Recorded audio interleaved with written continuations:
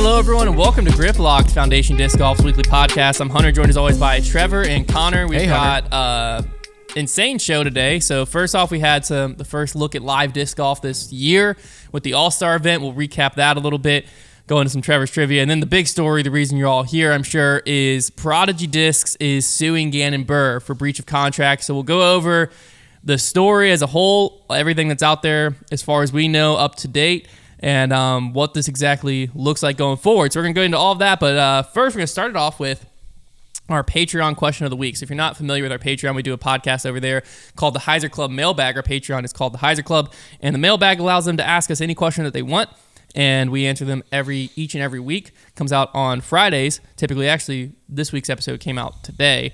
Long story. And so, anyways, this question for this week's episode was from Jordan O. and said, which disc has the least accurate flight numbers, and why is it the Rock? So this is an interesting question, I think, because A, flight numbers are always a hot button topic. B, can the Rock be the one with the least accurate if it's one of the oldest with first flight numbers? It should have technically set the precedent.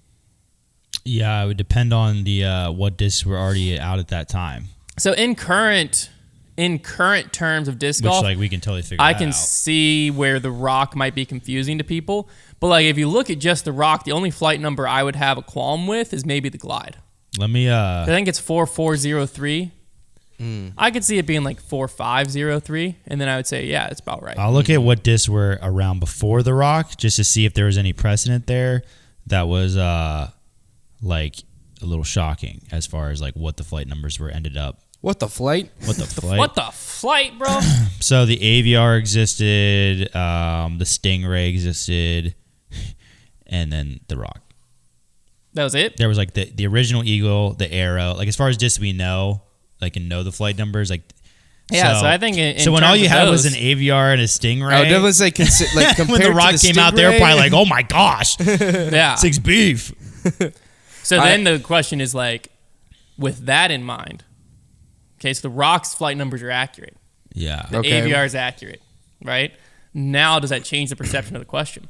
Well, I mean, yeah. Well, because if the Rock has only a 4 glide, then I would say like pretty much every overstable approach disc on the market is inaccurate.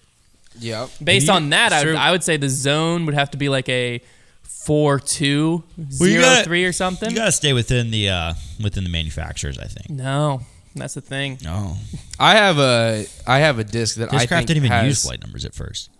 No, they had their one system. Yeah, they're like 0.5. Well, that's what I mean. But like, had they even assigned flight numbers like on their website, or were they only? No, they were only using the right. Discraft stability thing until like probably 2 or 3 years ago. I kind of like that system better. It confused people too much.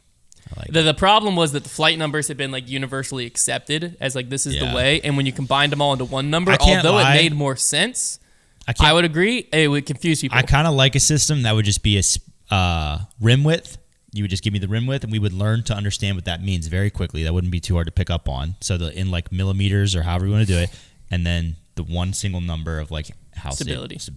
Yeah, because what originally happened was then Discraft went to the 4 flight numbers and put their stability number at the end. Yeah. And one of the main questions I would get asked when I'd like talk about disc or like show flight number, someone would be like, what's that 5th number on Discraft's? Like, why on earth do they have a 5th number? And I was like, well, that's their stability rating. Like, that was Discraft's flight number. And then eventually they took it off because when I like, first got into Discraft, like I think the disc like the buzz was like a 0.5. Yeah. I liked it.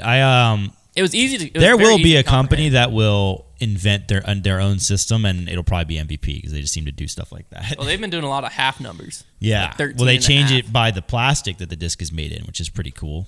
I have a disc this has got to be a joke by Gateway. I don't. Gateway has to be just absolutely.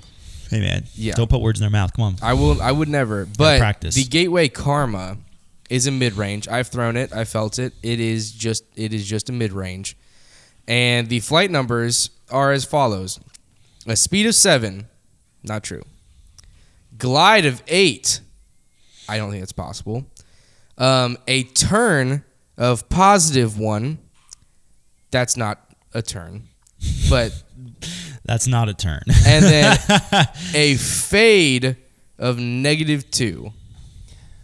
I wonder if Gateway tried to invent their own flight numbers at some point, and that's why it's stamped like that. I would but it's very much like, you know, that it's presented just as normal flight numbers. You know that inbound flight chart that a lot of different retailers and stuff use, and then gives their own flight numbers. Mm-hmm. They call the karma of 55-13, which I could see. That makes a lot more sense than the first one. Yes, slightly overtail mid. Also, there's a lot of Gateway karmas that are just stamped without the flight numbers. Too. That's what it's got to be a joke there. Well, I don't know if it was one of two things. It was either like they were trying to do a marketing push and make people be like, "What the heck? I've got to try this disc," or Gateway was like, "What if we invented our own flight number system?" I think one of those things might have happened. I'm all for it. What is 7812? Could that be a date? 7812. Well, it's -2. Yes. So 781 minus 2, 779. Oh my gosh, 7. Well, I was thinking 78 like the year 1978. Who was born? Was Dave? When was Dave born? When was Gateway founded? 1994. But when was Dave? Ask me why I know that. Yeah, how do you know? Just from all the Trevor's trivia? It's on my hat that I have from them, I think. Oh. When was Dave born? If it's in 78, there's something going on here. Dave McCormick, seems to be a U.S. Senator. He was born in 65. All right. That's fact. There you go. So I don't know. We're all about the facts. Now let's get into this lawsuit. All right. Let's go. Seriously. Why are we talking about this? The All-Star event went down this past weekend. We had, on the FPO side, Team Katrina, pretty dominant performance, to be honest with you. Which was surprising. She beat up on Team Own. Especially like when the putting went down and Team Own lost. It was kind of like, well. Yeah. Team. It was Katrina Allen and Missy Gannon were the ones in the putting, and they kind of owned up, if you will. But the after skills challenge, Team Cat was actually up 3-0. They gave them what they were owned. And then in doubles, Team Cat took another point, 2-1, and then Team Own took a point back in singles, but it was too little, too late. Yeah. So Team Cat won with the total overall total. Actual individual score wise, this is the only thing that really tells us anything going into the season, is you kind of look at what players did what. Ella Hansen put up a very impressive hot round of the day at a 56, beating Alexis Mandujano by 6 strokes in their direct matchup, but beating the field by 2 strokes. The second place person was Jennifer Allen, with a 58 out there, and then Holland Hanley came in at 59. I mean, Crusher's course, That's all it is. Katrina Allen beat Owen Scoggins by only 1 stroke. Evelina Salonen and Missy Gannon tied. Hannah Blomroos lost by 5 to Kat Murch. Holland Hanley beat Sarah Hokum by 8. Ella Hansen won by 6 over Alexis Mandujano, and Jennifer Allen beat Maria Oliva by 2. It's also tough to gauge. Like, the All-Star Weekend, it's good to just look how people's games look, but with the scoring, because they're in like these one-on-one situations, it's honestly hard. Like, those matches kind of pan out differently sometimes, just because of the fact that they're one-on-one. They're not like worried about the field or the cash line, so it's tough to get a good gauge. Now on MPO side, we had Team Rick, no surprise, take it down 7-5. Ricky actually dropped out. Ricky had a swollen wrist. He's not sure exactly what caused it. Could be a Lyme flare-up. He said, as far as he knows, it wasn't like an injury. I can't think of a player who would hurt from that more than Rick. Like, his sidearm is so heavy on him. Well, what it seemed like was a little heavier this weekend. He said from what in the interviews with him, it seemed like he could have played through it, but it just being the All-Star week and the season starting off next week, he was like, why would I do that? Yeah, that makes sense. Which makes a lot of perfect sense. So they subbed in Corey Ellis, who did a great job, earned the team a point in a bunch of different ways. Corey Ellis is a baller. So Team Ricky ended up going 2-1 on the skills challenge, 2-1 in doubles, and then tied Paul 3-3 in singles to win 7-5. Main storylines, I mean, realistically, all the eyes were on Simon Lizotte. Originally, the eyes were on Gannon Buhr before this whole storyline dropped. We'll talk about later, because we were like, what the heck is he throwing? He was just throwing blank Prodigy discs, it seems. Simon looked very good in his first his first time throwing MVP out there. He had some discs figured out. I mean, I was watching him, that like 530-foot shot he threw that just like leaned up against the pole. Like, he had multiple 500-plus foot holes where he hit the base of the basket. So great. He he said himself that he wasn't necessarily thrilled with his putting, but that's kind of always. But he also hit some very solid putts. Yeah, and he looked his putting percentage. He looked like plenty effective. He was 100% C1X, but he didn't make any C2 putts. Well, it was before the singles that he had mentioned. Yeah, I was just looking at in the singles. But yeah, so clearly you figured that out too. But he looked very strong. I believe he had the hot round out there. Yeah. Yeah. He shot a 45. Kyle Klein shot a 46. Calvin Heimberg 47. Paul and Dickerson 48s. I do want to mention two things about the two notable things about the All-Star Weekend. Number one, I wanted to ask you, what did you think of how they did the accuracy challenge? I actually didn't see the accuracy challenge. I saw a clip of it where they had it was a similar rope thing where it looked like you're going right, left, right. So there was different ways to go through. It was literally like ratchet straps or whatever. Yeah. And then you had to also approach within certain areas of the similar to last basket. year. Yeah, which I think that's a fine way to do it because there's you have to go through a gap but also land near the basket. I was on the road when all that was going down. I tuned in a little bit for putting while I was at dinner. Yeah, but I didn't really have any issue with that. Now the distance competition, they allowed rollers. Why? That is silly. I could not explain to you why, because no distance competition ever allows rollers. I like distance competitions where it hits because they. In allowing rollers, they also were allowing skips. Right. I think it was Kyle Klein. Don't quote me on that. Someone might not have been Kyle Klein. Kyle Klein had the roller that was the longest shot of the tournament. Kind of threw a little bit of a worm burner, and it hit and ended up skipping. It was decent ways out there, but it ended up skipping another 100 feet. Yeah. And they got that 100 foot of skip, and I was like, I don't know. I like distance contests where it's where it hits. I think they were just that. I think they did it because there was a width of the fairway, and they were just well, nobody's going to go for the roller, but they forget that these guys are really good at throwing those shots. Well, you're also giving them 6 shots each. I think it's 5 or 6. So let's just say it was 6. Once you throw 5, and you're dude, I just put one out over 600 feet. Why not throw a roller? I just and I saw a lot of people on social complaining because I was am I going to be in the minority here? Because watching a really good roller fly. It's cool. Is cool, but people want to see air shots. That's kind of the point. Yeah. The discs are made to fly. That's the sport. If the All-Star event is meant to kind of show off, probably get the discs up in the air. So I was very confused about that. And this is the problem with all-Star events. The skills challenge didn't really.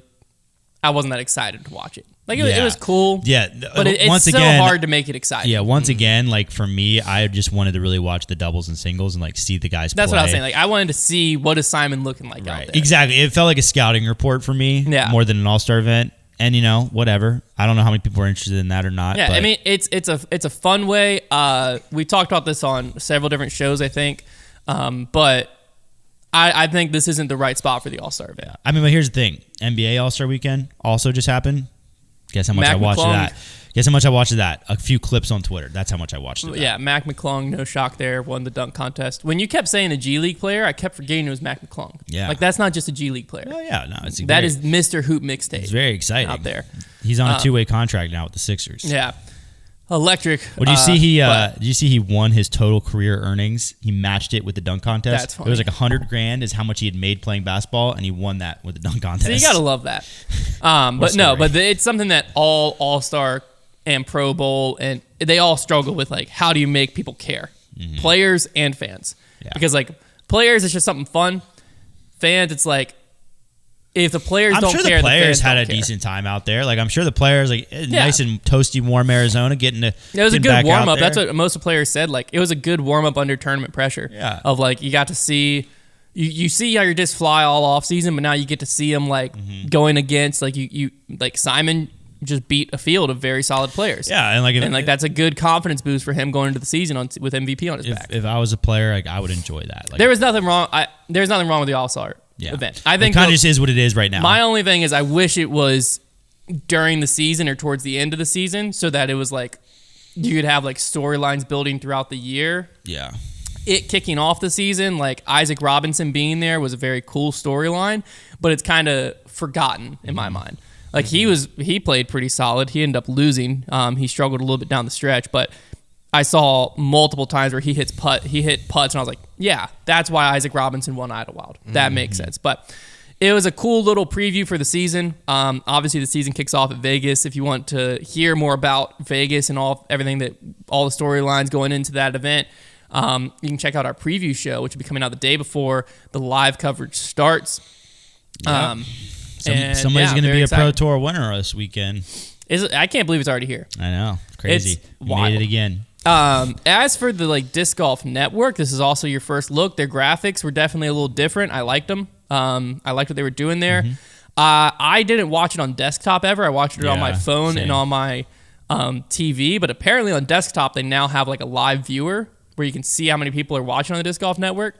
That'll be interesting to check in on. It's weird that that's on desktop because I feel like I do watch occasionally on desktop. If I'm usually it's a lot of times if I'm here. Yeah. But I'm almost always on my phone or on my TV. Yeah. On the Roku app. But it'll be something that we'll kind of tune in here and there and check out how many people are watching right now. Yeah. Because those are cool stats to know. The other thing that I noticed is it did seem like the Disc Golf Network's quality was better. Mm-hmm. Not that it was bad last year by any means, but there were some few shots I noticed that I was like, man, I noticed man, the quality here is actually pretty impressive. It actually looks pretty solid. Again, not saying that last year's didn't. It just was noticeably an improvement. I don't even know how to put it into words what I'm saying with it because obviously last year was full HD, but it looked crisp. So we'll see if I would assume they might have changed platforms, maybe upgraded cameras. Who knows? There'll be something to look at going into this weekend, though, obviously. All right. Do you have a Trevor's Trivia? Or were you hopping in? All right, let's go. Let's throw it to Trevor's Trivia, fan favorite segment, and then we'll break down what you're here for. Mm-hmm. All right. Simple question today related to the Las Vegas Challenge. So if you're new to disc golf, you may not know this, but the Las Vegas Challenge used to be known as the Gentleman's Club Challenge. Back in the day. They rebranded, probably for good reason. It was a little racy. But the question is, what year was the last time it was known as the Gentleman's Club Challenge, and who won that year? Ooh. Oh, dang. Two great questions. Because it was the whole thing. It was when it was coming to the Pro Tour, because it was still on the NT as a Gentleman's Club Challenge. I'm gonna say the rebrand happened in. So the last year it was the Gentleman's Club Challenge is the question. That was the last year it was known as. I'm gonna say 2018. Okay. Feels right. Oh, dang. And who is the winner? I was going way older than that. The winner of that Gentleman's Club Challenge, because there was a little bit where it got it was off the tour for a minute. And it was just an A tier, but is that when it happened or no? I'll tell you this was an NT. It was an NT. Mm-hmm. I'm just going to say Paul Macbeth. Ricky Wysocki was the winner, and it was in 2017. Ooh, I was going to say 2016. Did Paul win 2018 Vegas? I got to look that up. I think he did. I have it here. No, Eagle won 2018 Vegas. Darn it. Yeah. 27. I just remember because the last stamp because the Gentleman's Club Challenge, part of what was the big pushback was the stamp they released every year. It was not a stamp that if you want to show kids disc golf, you show them. But the last one, it was a collector item because for the Las Vegas Challenge, they used the same artwork, and then it said "Goodbye, gentlemen" on that stamp. Oh, and I remember that collectible disc hitting dollar disc golf auctions after Vegas. People were like, "Are you kidding me?" They rebranded and they're still doing this because there was a little bit of uproar. It wasn't anything serious from the disc golf community because half the disc golf community didn't care and the half that did care was somewhat loud about it and was happy it was changing. And then there was the pushback of you changed to get away from this branding and you still made a disc with it. Well, the level of what is serious in disc golf has changed a lot based on what we're about to talk about. Yeah. The scope of what is a big deal. Yesterday, my wife and I went out. Where were you when you heard? My wife and I went out to Target. We came back. Our son was asleep in the car. And I was like, hey, you know what? If we get him out of the car, he's going to wake up. So let's just take a nap in the car.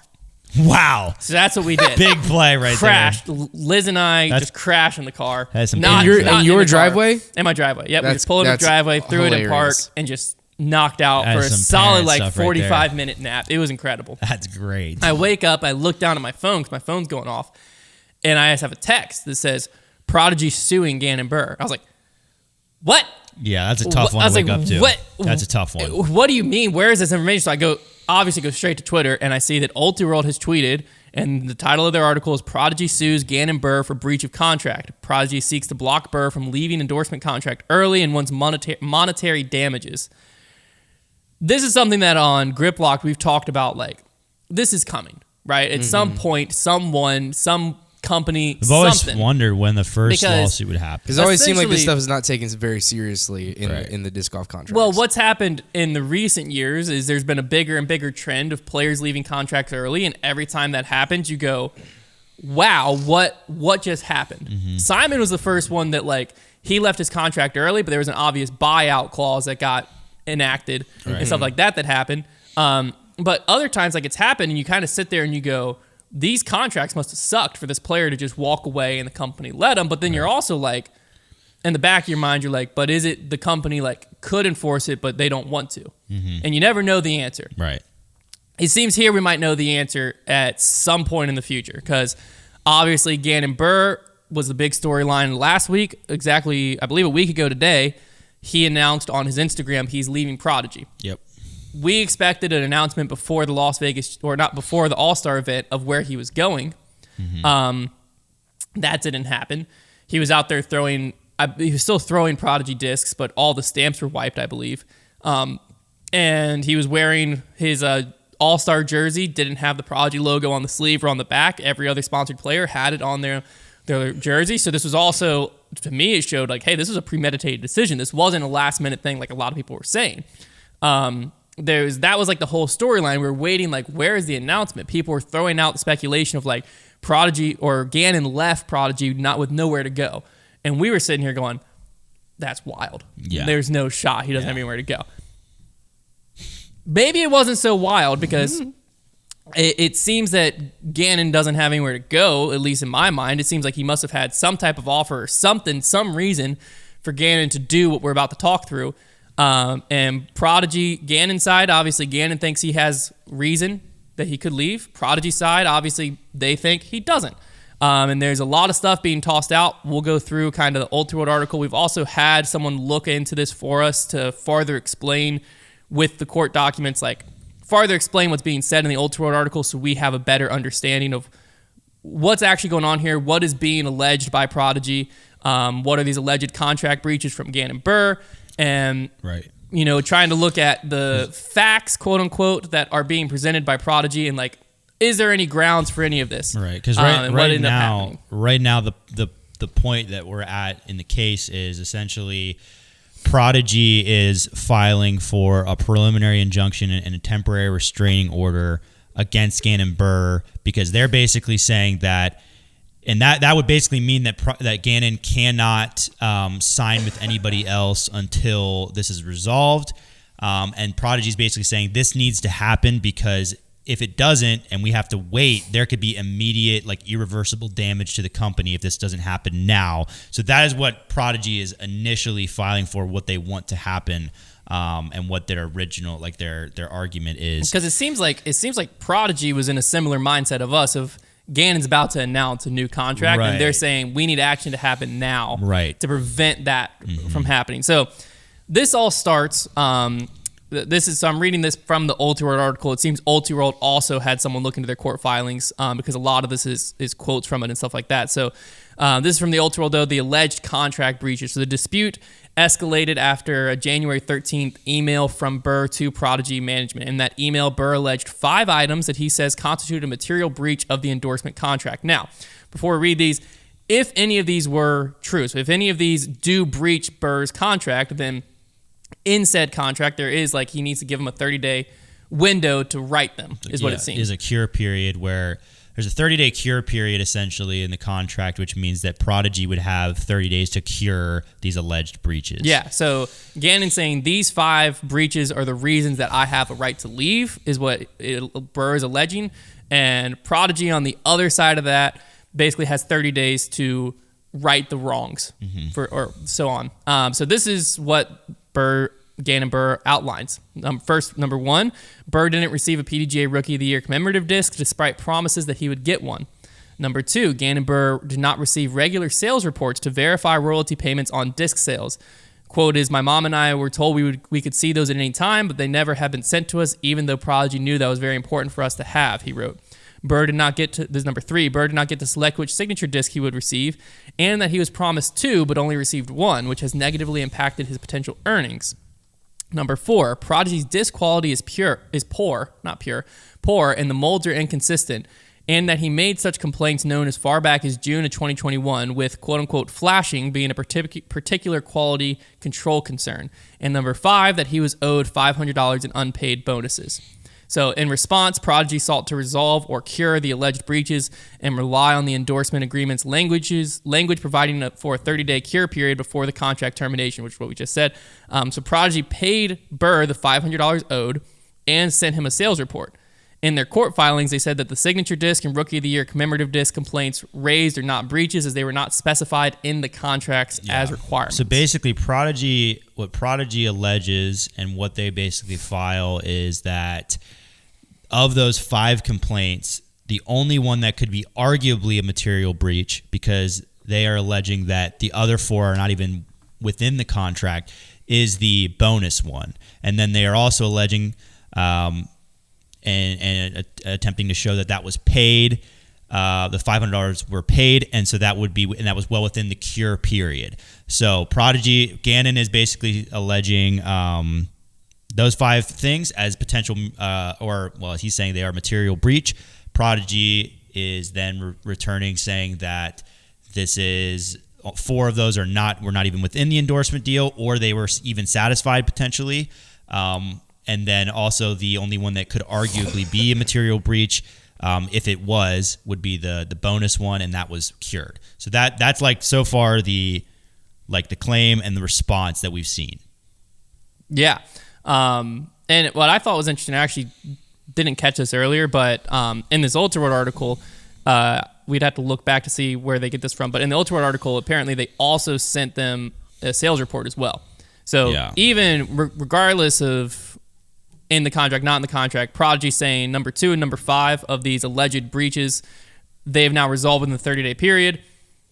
1, 3, and 4, they're saying, which they actually, I believe Prodigy talked through, like, where some of these things they're standing behind, like, even did happen, but it doesn't matter whether it did or didn't happen, because Prodigy's alleging that wasn't in the contract to begin with. So what it seems is like what could have happened, in my opinion, is maybe some of these things were like a verbal or like happened over like email or something where it's like, we'll let you blah, blah, blah, but that doesn't really matter if it's not in the contract. Question number 1 of the whole thing would be the enforceability of those requests, whether it be via text message, verbally. And from what I know of contract law, I don't believe that is going to be enforceable, but that is something that I'm not 100% positive. But that would be like question number 1, essentially, because but the problem is, Gannon is saying material breach of contract, and if he's basically alleging that it was the contract that the main endorsement deal, then that doesn't really appear to be a part of that endorsement deal. So that's like the first interesting piece to this puzzle, I would say. Well, yeah, so obviously this court filing shows us a lot of Prodigy's side of this, because it's obviously Prodigy stating their case in a lot of ways, and so Gannon, the only information legal-wise that we've seen is just this email from Gannon to Prodigy with these 5 alleged items. So where it goes beyond this, we're still, it's still up in the air. Now, the court filings also include, this is back to the Ultra article, the court filings also include attestations, what a word, from Prodigy CEO Mark Anderson, and efforts to renegotiate Buhr's contract to increase his compensation. Now, this is something that on Grip Lock we talked about, like, this is what I was expecting this offseason. I was expecting, we all knew Gannon was signed through the 2023 season. We had heard rumors all throughout the offseason of Gannon possibly going to Discmania. That was like just a swirling rumor that was put out from Twitter, Reddit, all these different places. I constantly said, like, what I'm expecting is Prodigy to renegotiate, double down with Gannon, and extend him this offseason before he becomes a free agent. Apparently, according to Mark Anderson in this, he said he asked GB, Gannon Buhr, what he was seeking in terms of renewed compensation. He said in a court declaration, after these discussions, we made a proposal to Gannon Buhr that include a compensation package that would approximately quadruple the compensation package on his current deal. Now, what that means, no clue. because we don't know the compensation package of his current deal. Yeah. In the court filings, that's all blacked out. Right. So there's no way to know what they actually offered him.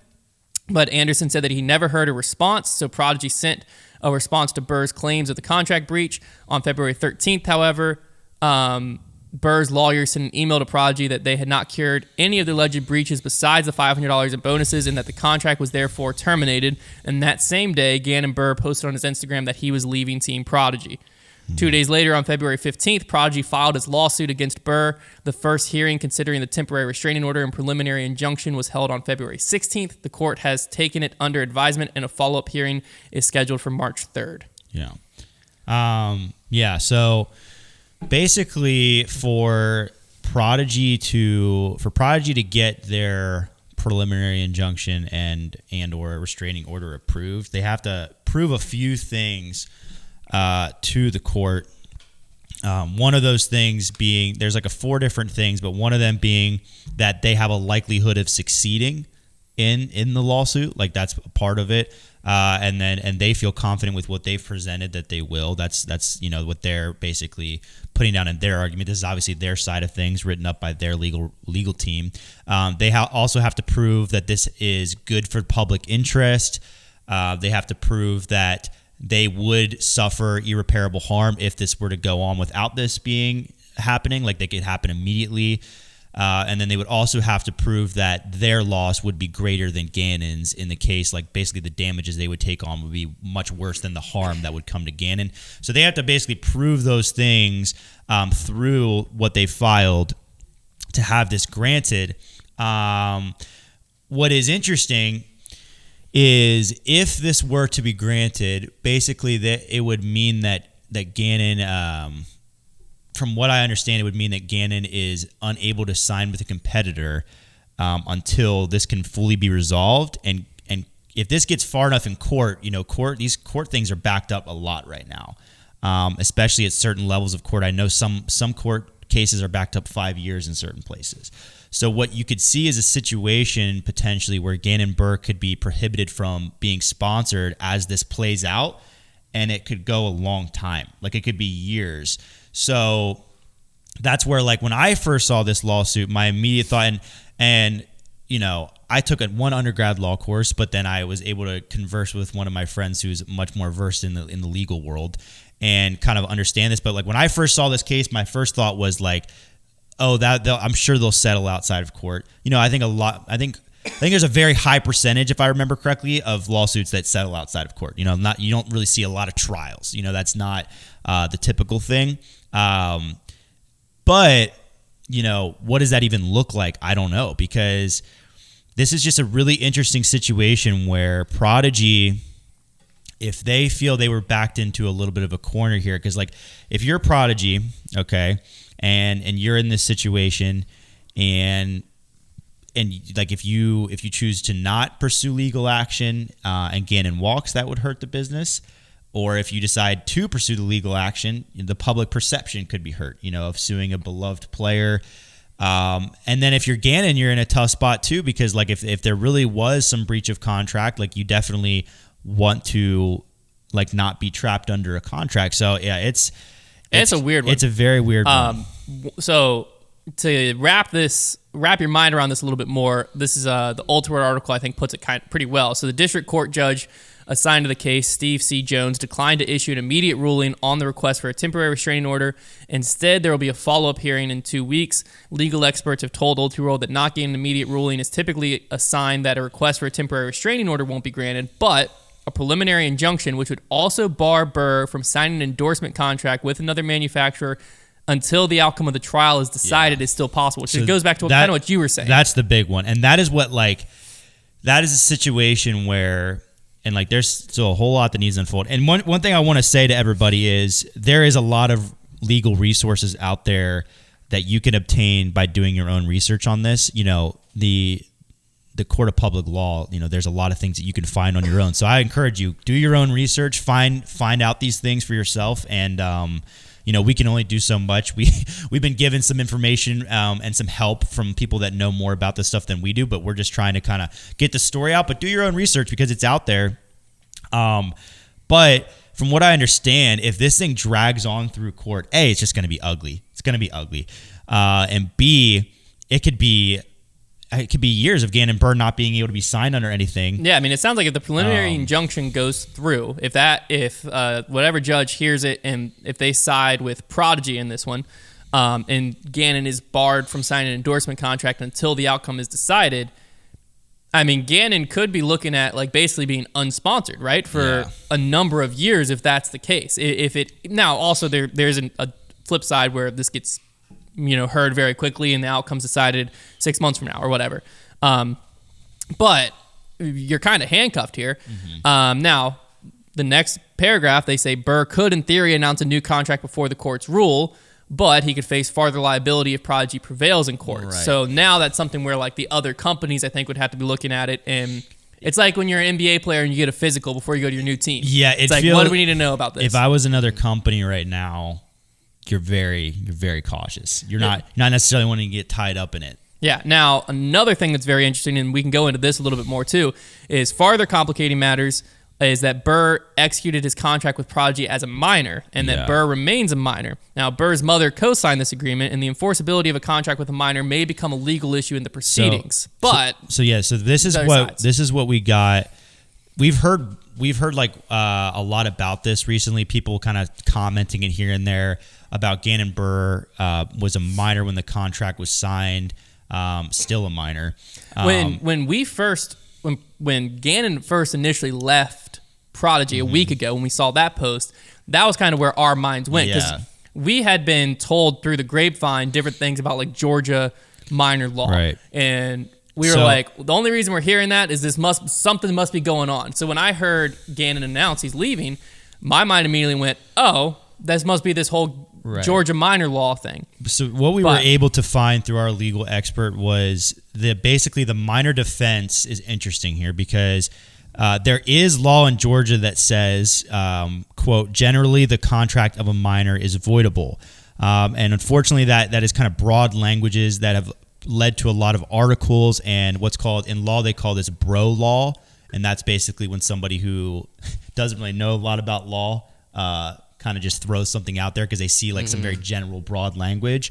And so there's a lot of articles and things that say any contract entered into someone under the age of 18 is void. Like you can literally find just Google searches and that'll pop up. But there are statutes after that general rule that carve out exceptions. And one of those, basically all three of those statutes could apply here, because the statute 1 and 3 basically are saying, does the minor participate in a profession or a trade or engaged in business? Yes.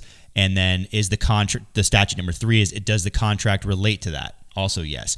And the statute number 2 is, does that minor have the permission of his parent or guardian or of the law to pursue that occupation? So that those statutes exist in that. So if the defense had to do with this minor situation, that might not hold based on what our legal expert was able to find in Georgia contract law related to that. So that is my big thing is, when Gannon was alleging the material breaches, was that the entire play? Was it, this is literally like we think we got them, or did they have something more in their back pocket? We're going to have to wait and see how it unfolds, because as much as like I initially thought this would settle outside of court, Prodigy is alleging like they want damages basically, and it's not going to be cheap. So if Prodigy really wants paid, and if that is what they're after, then this is going to get expensive for somebody. Anytime you have serious lawsuits, serious lawyers involved, this is going to get expensive, and somebody's going to pay up, essentially. So this is going to be very interesting, and it's super unprecedented for disc golf. And you hate to say it, but there's a really good chance somebody's going to come out on the other end of this in rough shape, and it's sad to an extent. Yeah. But yeah. We're just going to kind of have to see as this develops. It's something that you can guarantee that we're going to be tracking as things are continually filed and and brought to the case. It's something that we're going to be continuously looking at. And making sure we're also getting outside source and opinion on this as well from people that know the legal system. Because right now we're basically seeing Prodigy's. We saw Gannon's initial complaints and then what he was alleging, and we see Prodigy's response, what they're alleging. And if you just look at those two things, it seems like the picture is somewhat clear. Prodigy's just basically saying what they're alleging is these are not breaches, and then we cured what we needed to. So now we just need to see how the rest unfolds. Yeah. Because you can't just stop it here. There's legal battles going on here. So it is going to be very fascinating. It's super unprecedented. No, yeah, and the initial response, I think, it was as expected. So the disc golf audience and community, as is with pretty much any lawsuit, I think, they're not going to like when a company sues a person, an individual. Well, a big company suing a kid, essentially. And especially in this case, you have someone who is becoming a fan favorite. He has a lot of big fans. But if you're in Prodigy's shoes, right, because obviously there's two sides to every story. Mm-hmm. Gannon, his side, he feels he was wronged. Prodigy, their side, they feel they was wronged. Yeah. The whole point of this whole thing is one of them was actually wronged. And that's what the court, it's up to the court to decide who that actually was. But let's look at it from Prodigy's side, right? Prodigy is in a situation where they had the future face of their company, even the current face of their company, announce he's leaving his contract early. And in their opinion, with everything they're alleging in this thing, he didn't have the rights to do so. Mm-hmm. And so Prodigy is sitting there, and their two options are essentially, we let this guy walk, or we take action. Mm-hmm. You let him walk, you're going to have damages to your company because, if let's say Gannon did sign with Discmania and he announces those fans that Gannon had that were throwing your products because it's a big deal, are now going to be introduced to a new manufacturer, right? And they might not be throwing Prodigy. Yeah. So they're like, if we let that happen, that hurts us. But now if we do what in Prodigy's eyes is the right thing, right? And we try to defend our business and defend what they think is going on, then you're going to have the public backlash that is also going to hurt the business. Yeah. And then on Gannon's side, he just had a career season, right? So he comes to the end of the season, and who knows what led to this moment, right? Yeah. Because if you look at the history with Gannon, he's been happy with Prodigy in years prior. Obviously, he's alleging in this from public perception. From public perception, because obviously in this he's alleging that all the way back to sometime in 2021, he's started to voice concerns. Yeah. He's allegedly saying that in here. But from public perception, he's been a very good representative of Prodigy. Yeah. And to where this all kind of came as shock to the public and to us even as the media with even some insider knowledge. But if you're Gannon, you're like, I just had a career season. I just won USDGC. You're kind of in this place where you're like, I need to bet on myself this offseason because if I wait, what if I have a crap year next year? Yeah. And you need to strike while the iron's hot. It's kind of like a college basketball player when you're in year one and you have you're a freshman and you popped off. You can go to the NBA draft right now and be a lottery pick or maybe close to a lottery pick, or you come back for your sophomore season and he's like, your draft stock could tank. In my eyes, that's kind of where Gannon found himself at the end of the season, right? Is he's like, my stock's high right now, but he's in a contract. And you can't just blink and leave a contract. Now, obviously, Gannon thinks that there's legal ways that he can leave this contract. Mm-hmm. And so now Gannon's probably being talked to by other manufacturers. He might have heard an offer that he liked from someone else. Right. Who knows what happened? And Gannon's like, I have rights that I can leave, and I can strike while the iron's hot. Because obviously, Prodigy's saying they offered a huge increase in his compensation. Yeah. That wasn't enough. Right. Now, this isn't anywhere in any of the court filings. This is just me trying to make sense of it all. What that tells me personally, and what I would think must be true, is that Gannon must have had some type of offer that made him say, I'm worth more than that. The timeline, so yeah, Sure, I mean, that's just what I'm thinking might be going on. With the timeline, you have Prodigy alleging that in November is when they first heard of things getting shaky. And that would be right after the season. Obviously, Gannon's huge season. Could they have heard a huge offer? Absolutely. That timeline would make sense.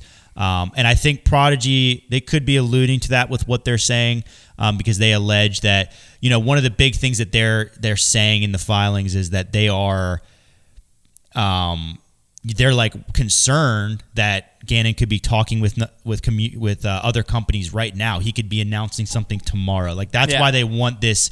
That's why they wanted this TRO like immediately. Like they wanted it to be enacted so quickly. I mean March, because even like March 3rd for the next hearing, that's a while from now. There's events that are going to happen.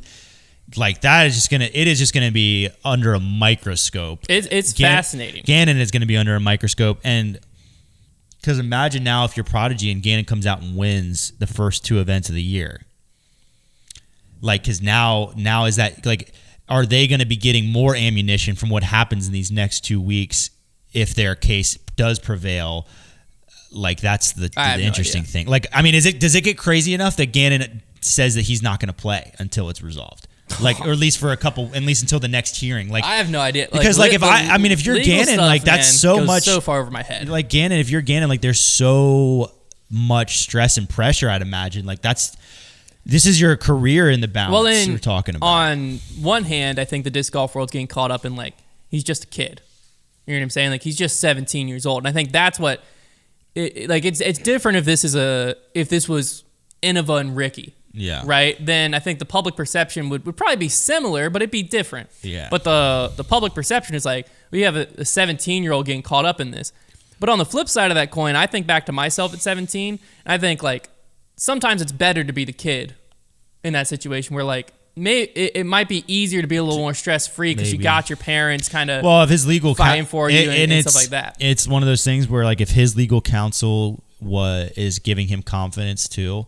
We're not, because like right now you probably have, you could have a legal team with Prodigy, very confident in their case. You could have a legal team in Gannon, very confident. It's really going to be until they go head to head and clash, or until new things are brought to the table, that you might see like I think this preliminary injunction thing will tell us a lot. It probably will, and it'll definitely tell us a lot about what's going to happen in the next few years. And also, like, could there be a settlement, well before that happened? There's also a lot that we might never know. Yeah, like there's definitely a lot that we'll probably never know. But it is just what wild. This has done for the disc golf world is players and companies, I think, are going to be a lot more serious, which you've already seen them get a little bit more serious about lawyering up with these contracts. Yeah, this is going to make it even more apparent. That was the thing, is like this had to happen. At some point. It was going to happen, yeah. At some point. And it was never going to be pretty whenever it did We've said it so long, and we didn't know if it would be player company. We kind of always alluded that way, but there was always going to be the first big lawsuit in disc golf. We didn't know if it was going to be 2 manufacturers, a manufacturer and a player, a manufacturer and a retailer. Like, you never knew what it was going to be, but we knew this would happen. And, like, I swear it was just months ago that we were just kind of speculating. We'd be like, oh, wouldn't that be crazy? And here it is right in front of us. Like, when I saw this article pop up on my phone, I could not believe it. I was just staring in disbelief, because I was like, disc golf has, since the beginning of time, had a very, everybody works together, very community, like we all help each other out, scratch each other's back type persona, at least portrayed to the community. And this is the first time that a company said, forget it. Like we're going to take a stand for better, for worse. And we're just going to put this out there. It's a very direct, like, we are against you. Well, it's obvious that Prodigy, I say it's obvious. In my opinion, looking at this, Prodigy thinks letting Gannon walk hurts more than the backlash of this lawsuit. Yeah. Like, Prodigy's basically saying, like, they certainly, in their minds, found it to be worth it. At some point, in the Ultrawood article, I'll need to find exactly when they said it, but at some point they basically said, like, to summarize it, because I'm trying to find it, they basically said, like, if Gannon walks, it could be detrimental to the company. And then it's tough. Well, yeah, they say it over and over again, and what they're citing, and they show some in the article and in the filings, is all of basically these community posts. I mean, you saw the PJ Rodman made it in where there. They're basically saying, look at what the community is already doing with our image due to this move. Like, they had a whole day's worth of that, of the community saying, like, wow, Prodigy just lost their biggest player, this and that. So, like, yeah, I mean, it's a really tough one. We're just gonna have to see how it plays out, because, like, we certainly are not gonna, like, sit here and take sides until there's more out. We don't want to really play that game. But and everything, obviously, like we said, everything that we're mentioning right now, has been alleged by both sides, and we would once again implore you to do your own research on all of this. I would also say, like, at home, I would encourage you not to sit back and just take sides, because it's easy to sit there and just look at this and be like, don't like that. I'm on team. Yeah, dive into everything you can. You certainly use this podcast as a resource, but then dive into everything you can find on this. Use the internet and the resources we have to our advantage, and let's just be rational. Let's be rational with it. Yeah. Let's be rational, and let's not just jump on board because I love Prodigy or I love Gannon. Like let's try to not make a hash out of this, because the media and the consumers of disc golf have the biggest like platform to keep this like as level-headed as it can be, because it's probably going to get crazy. So like, I think we should take that opportunity. I mean, if something comes out that is just like borderline crazy and we feel like we have to, double down on it, then maybe we will. But like for right now, we're kind of just trying to see it all. Yeah, for unfold. right now, there's not enough information out there to know anything. Because realistically, all the information you can find is more or less Prodigy side, because you can see Gannon's alleged material breaches, and then you see Prodigy's filing, but we aren't really seeing Gannon's response to this filing. Yeah, there's more to be. There's a lot more information out there there's a lot on the table, but there's a lot to be found out still that we certainly would like to see happen. But yeah, I guess March 3rd, circle that on your calendars. March 3rd, I'll be very, very. I think aren't we playing a interesting. flex start that day? I think we are. It'll be very interesting to see kind of what happens there, because it realistically it can determine Gannon Buhr's future. Yeah, I mean, it's just wild into me because, like, I mean, this could change the course of Gannon Buhr's career. This is going to change disc golf. Well, this changes disc golf. Yeah, this is a precedent-setting court case. Yeah. I mean, yeah, and here's the thing: if you guys aren't familiar with the legal system and how a lot of it works, a major part of how you succeed in court is by using precedent of other court cases, right? And obviously, with something like this, a lot of the things they're going to be using as precedent that they're going to be citing are not from within disc golf, but if this is decided a certain way and there is now precedent of something that happens literally in disc golf, and there are other contracts that exist with similar situations, like they're going to refer back to Prodigy versus Buhr. Yeah, you're going to see cited in there Prodigy v PDI v GB, like as the cited case. So that is going to be a huge precedent for the sport, and it's crazy. Like, I just can't believe this is happening. Like, it was just crazy to me because, like, when I took my undergrad law class, we had a case study once, and it was like literally it had to do with Georgia contract law between this college football coach and the school. Mm-hmm. And reading through it, like, we had to read through it's just like so similar, and it's one of those, like, wow, I actually got to do something I learned in school. But it's crazy, like, seeing something that I learned in undergrad, like, applied to disc golf in a way that, like, I didn't think I would see for a long time. Like, I didn't think I would see such a big deal legal case in disc golf like this for a while. Yeah. Now this is but the money's in the sport as now. The money gets bigger, then, like, because before, when something like this would happen, it literally could have been like a company being like, okay, we're gonna lose a few grand. Like, it's gonna cost us more to fight this. No than what secret we're gonna that lose. Gannon is a serious deal, man. As money gets bigger and bigger, these contracts are getting big. I mean, we've seen multiple $1 million contracts. It's like stuff becomes more and more worth a lot fighting. at stake. Yeah. Because, like, now it's like, now all of a sudden, if we don't spend thousands of dollars to fight this, we're losing millions of dollars. Right. It's like what the thing starts to become as disc golf gets bigger and bigger. 'Cause, like, now the legal fees get a little more justified. Yeah, certainly. it's interesting. The other thing that I thought was interesting happened over on Twitter. Obviously, I responded, and I forget I responded to Old World saying something, and Drew Gibson responded to me, and his tweet to me said, "They tried to sue Dickerson as well, from what I know." And I quote tweeted that and said, "What?" with a question mark and exclamation, because I hadn't heard of that. And he responded to me again and said, "This is not from Gannon, but from a very reliable source. I believe they went after Pierce too, and DD lawyers helped her." And then the text message that Drew shows, again, this is not from Gannon, but the text message that Drew shows he's received said, "They sued Chris too and lost. Their contracts can't hold up against anything, mainly because they don't fulfill from their side." Now, if all of that's true, I have no idea Drew's source. We never do. I have no idea where this came from. If all that's true, still means nothing. here, right? Because like it doesn't matter if you've sued someone before and lost because this isn't the same contract. Right. Well, and also he's saying Drew also has since deleted all of this. Yeah, whoever that was saying like they've never fulfilled from their side, but what has been alleged so far was Gannon's 5 complaints of things that weren't fulfilled, and what Prodigy has alleged kind of does line up to say that they did everything that was actually in contract. Yeah, because they basically said the one thing that could have been material breach, Prodigy is saying they cured it in the 30 days. So that they were right now, just looking at those, like that seems to be what we're looking at, but we'll just have to wait. But yeah, man, and that like obviously those legal cases were a lot more under wraps. Dude, this one has really been just. And shout out to Ultiworld for getting on this. Like obviously, this could have been completely under wraps. Like, yeah, it's tough. I mean, there definitely would have been a whole lot more speculation going on for the next few weeks if things stayed like this. But shout out to Ultiworld. It seems like they did a really good job getting a legal expert to like get into the case filings and really unravel this for us. And that was obviously them posting the articles what sparked us to then get in contact with some people and try to get our information together. But shout out to them. Good journalism. A+.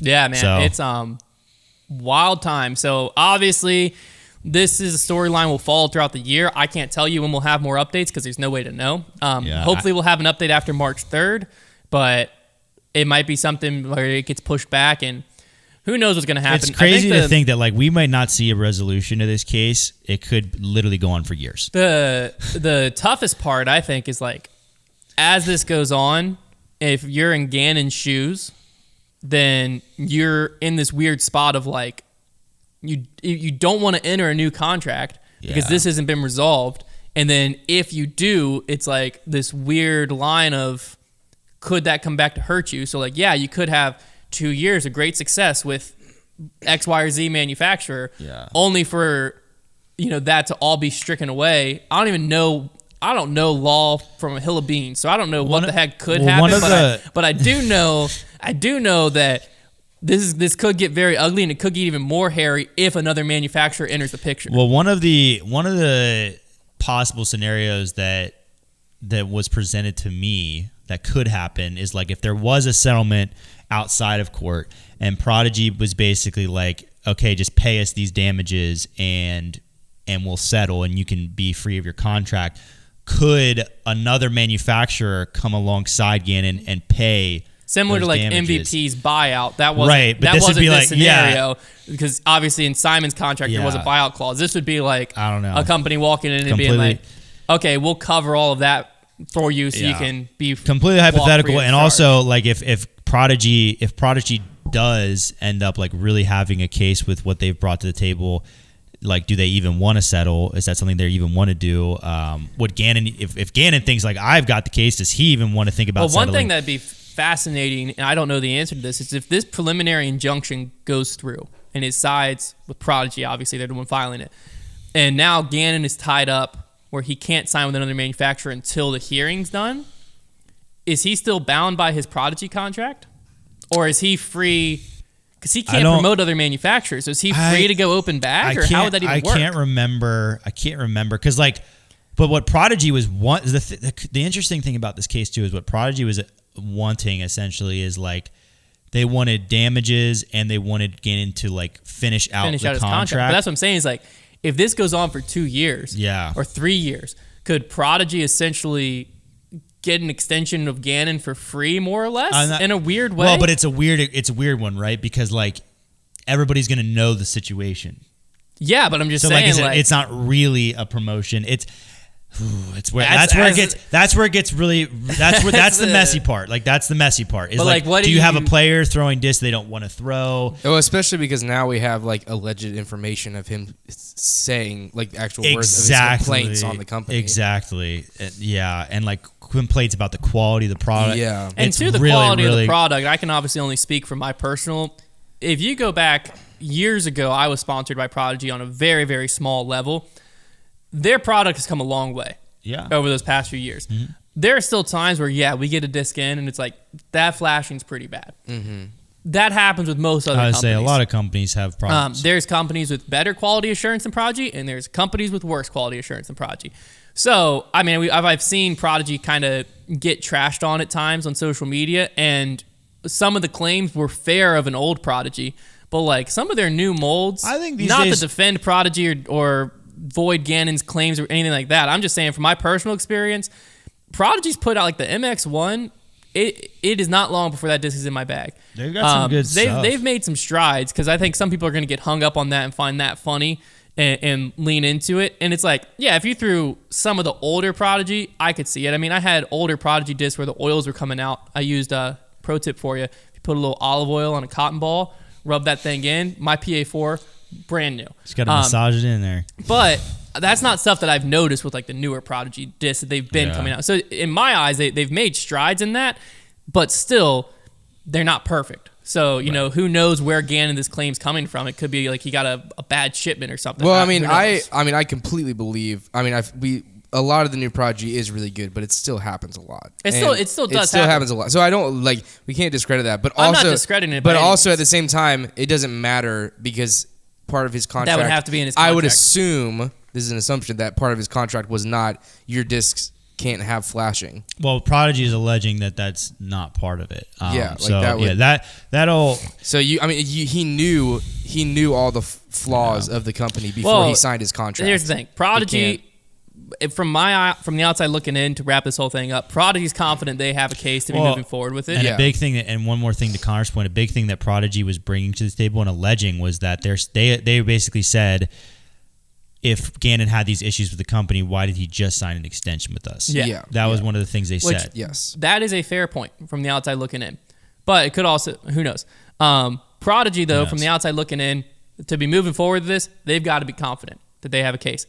Gannon, from the outside looking in, he and his legal team's got to be confident to let him make that post on February 13th, leaving Prodigy. Right. So both, from the outside looking in, all signs point that both individuals, entities, however you want to put it, are confident. Which a lot of times, if you have two confident legal sides, that to me says we're not looking at a settlement. We're not looking at a settlement. Yeah, that's from the outside looking in. It looks like both companies, both entities are confident in their case. Oh, which would mean a settlement, in my mind, would be less likely, but probably the best outcome. And one important thing that I heard about the filings was that there is a clause that basically says that the losing party is responsible for the legal fees from everything.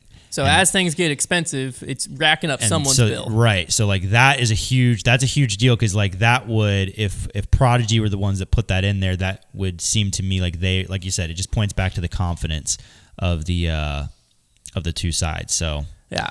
I don't know, man. It's like a train wreck that you like can't look away from. Yeah, I hate to get a lot crazier before they get resolved. There are like humans involved in these cases, and some humans that could really have some tough things happen. So like I don't want to get candid about it or joke about it.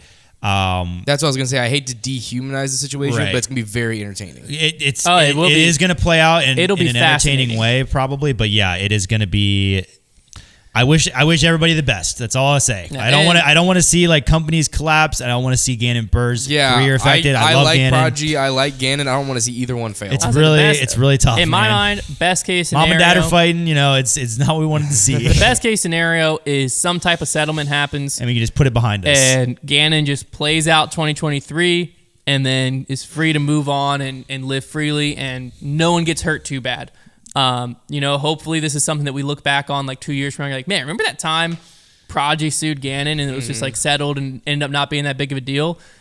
Hopefully that's where we end up at. But obviously there's the other side of this coin where things could get really ugly. And we'll do our best to keep you informed. Hopefully we've given you enough information.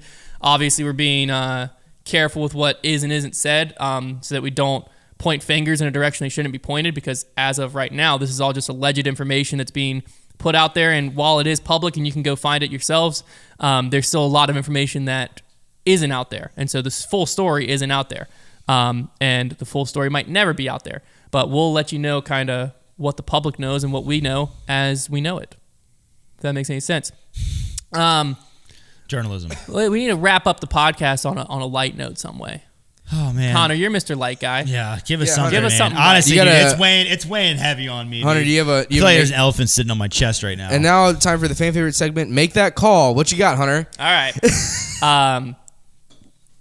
We're going with. Let me paint you in a scenario here that I definitely have prepared. His brain is spinning so. I'm fast not right gonna now. just kind of throw it at you, because I wanna be Hit 'em with it. I wanna always be prepared for these situations and not just make something up on the fly. And so let me just paint you in this scenario here, right? Is OB marked on a T pad? Yeah. On a T sign. On a T pad. T sign. Okay. All right. It's clearly marked on the T sign that the OB is surrounded by water. You're at this course. It's got a little stream on the right side. Look at him go right now. We'll just call it Sandusky. We'll say we're at Sandusky. Okay. Hole 2. Surrounded by water is OB. Okay. On the left. But it's been raining a ton recently. Water is now, the river is now all the way up and is under the basket now.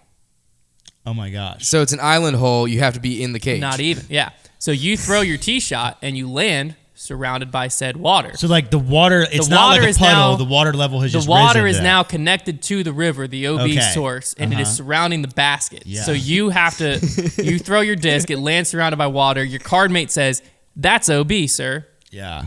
I think what happens? I think that I the say hole, I won't tell if you don't. I think the hole is not PDGA legal because I don't think you can have a basket out of bounds. So that's my answer. So Okay. I would have We'll the change entire scenario event put under slightly. We'll change the protest. scenario slightly. The water just comes up to within an inch of the basket, but doesn't surround it. So if you're an inch left, you're in the water, and that's where your disc ends up. That's fair. You're out of bounds. You're OB? Yeah, Honor? I say you're OB. Well, yeah, now you're out of bounds. I think I agree. I don't know. Because there's I not just came up not with a wild rules. scenario. The basket can be as close to OB as it wants, I believe. Yeah. All right, you're Like, out of bounds. but I mean, I guess it's a That weird. would be a bummer, huh? That's a weird Yeah. thing in disc golf, right? Like OB lines can kind of be fluid. Because like if I've played tournaments where you throw a shot and like the locals are like, yeah, normally the water's way higher. That wouldn't be. But like That's why you should what if the always. water That's gets why you should too- always rope and paint the lines. But what if the water gets too high? Is like Is the it secondary part of that question. Whenever a hole says surrounded by water, if there's a puddle in the middle of the fairway, does that count? Normally it defines what water it's talking about surrounding. Yeah, they'll put that in the caddy book usually to like make Gotcha. sure they clarify. Yeah, especially if there's like known puddles out there, they'll put like casual water, blah Like blah blah. at Timbrook, for example, hole 2, it says it specifically says the drainage pond surrounded by water. It doesn't just say surrounded by water. But like, what Yeah. if that drainage pond overflows? That's It a could be bummer. very fascinating. Of like the water connects to water, but then like what if there's a dry Listen, spot? man, that's enough legal stuff for today. Yeah, Konner, way to make it more legal. That's stuff. my bad, man. You got even more legalistic on us, dude. Sorry, All right. I'm bad, man. There I'm you bad, have man. it. That's the podcast. Hopefully you enjoyed. I love when you end a podcast by saying, That's the podcast. Yeah, look into this some more. Don't be hasty and jump to sides Don't be based hasty. Come on. just reading the headline. Hasters are going to haste. Definitely look into this more. And we'll keep you guys up to date as we can. Do your own research. There's a lot of stuff being alleged and thrown out there, and hopefully we've informed you as much as we can. That's what we're here to do. Not make claims, inform. Yeah, and hopefully that's what you feel. You feel And you're that at is- home, informed, Is with a a smile on statement your of face. Foundation Disc Golf LLC. We're here to inform. That is a statement of Trevor Staub. All right. Come on, dude, get behind me, bro. Get behind me. All right. This guy's gonna sue me next. There you go. That's the show.